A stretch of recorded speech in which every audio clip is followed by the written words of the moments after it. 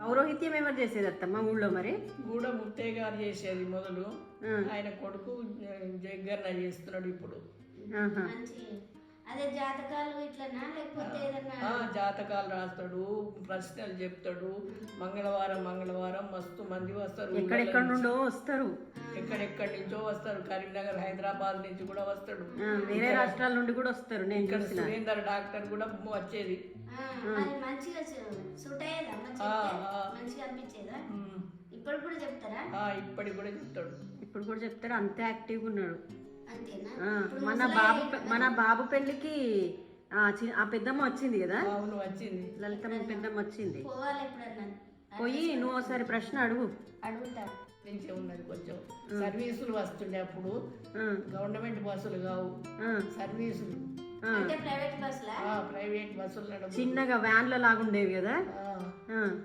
అవి నడిపినాక కొంతకాలానికి గవర్నమెంట్ బస్సులు సుధాకర్ రెడ్డి గారు బాగా శ్రమ చేసి బస్సులను రప్పించిండు. మీరు ఎటన్నా పోవాలంటే ఎట్లా వెళ్ళేది మరి? ఎటన్నా పోవాలంటే మా దగ్గర ఊళ్ళోనే సవారు బండ్లు. సవారు బండ్లు పోయేదా? సంబరంగా గజ్జలు గల్ గల్ అనుకుంటా ఉరికేదేమో. గజ్జలు గల్ గల్ అనుకుంటా సంబరపడుకుంటా పోయేదా ఇక అప్పుడు? ఎట్లా పడిన అంటే ఇప్పుడు ఇప్పటికి సంబరం, అప్పటికి లేదేమో.